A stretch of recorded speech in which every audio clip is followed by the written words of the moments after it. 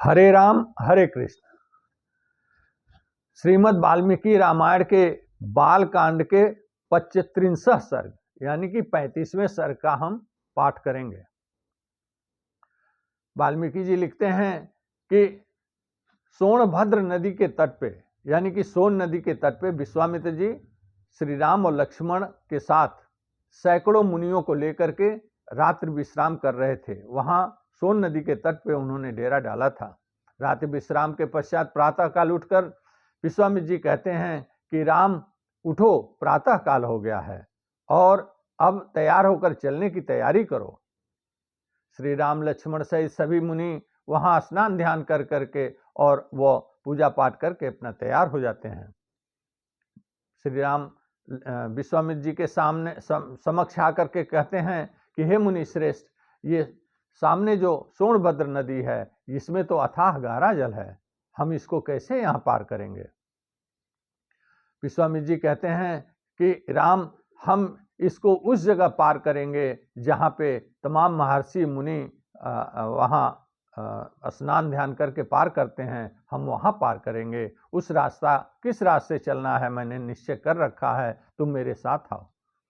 सभी लोग वहाँ से प्रातःकाल चल देते हैं। चलते चलते दोपहर होते होते वह गंगा नदी, पुण्य सलिला भागीरथी गंगा जी के तट पे पहुँचते हैं। गंगा जी को देख करके सभी लोग आह्लादित और प्रसन्न हो जाते हैं। सभी मुनि, ऋषि मुनि, विश्वामित्र जी, श्री राम लक्ष्मण सभी लोग गंगा जी में स्नान करके और अपने पूर्वजों को गंगा जल से तर्पण देते हैं और नदी के तट पर बैठ करके वहां पे ये लोग वार्तालाप करते हैं। श्री राम कहते हैं कि हे मुनि श्रेष्ठ, ये गंगा जी के उत्पत्ति और वृद्धि के बारे में मुझे बताइए।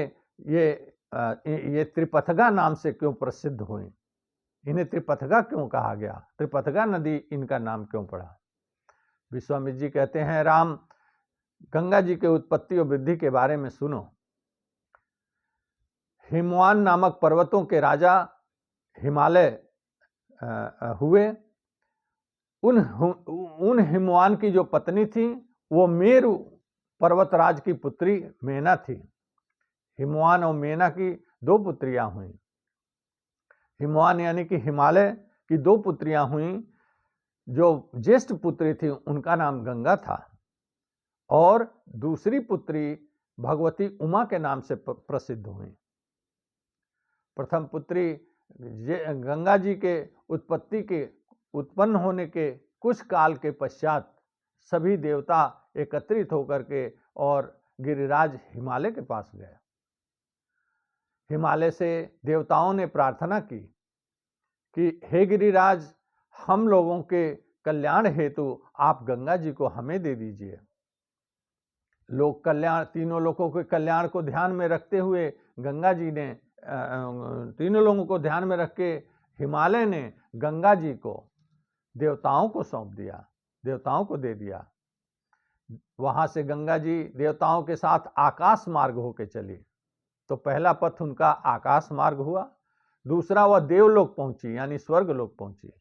तो दूसरा पथ उनका देवलोक का हुआ और उसके पश्चात वह लोक कल्याण के लिए, लोगों के कल्याण के लिए जल के रूप में वहां से प्रवाहित हो करके पृथ्वी पर आई और पृथ्वी पे स्वच्छंद विचरण करते हुए वह समुद्र के रास्ते रसातल में चली गई।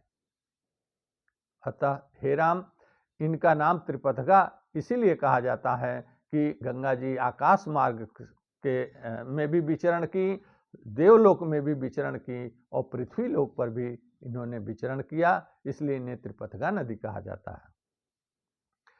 राम, अब भगवती उमा के बारे में मैं बताता हूँ कि भगवती उमा बहुत ही तेजस्वी और तपस्विनी थी।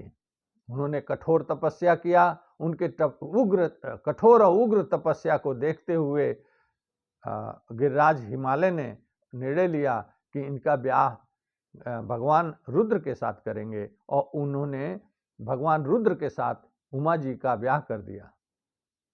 इस प्रकार से हिमालय राज के दोनों पुत्रियों का वर्णन मैंने तुम्हें सुना दिया और ये वही गंगा जी हैं जो हिमालय की ज्येष्ठ पुत्री हैं और ये पृथ्वी लोक होते हुए यहाँ से होते हुए जल के रूप में प्रवाहित होते हुए समुद्र के रास्ते रसातल को जाती हैं, ये वही गंगा जी हैं।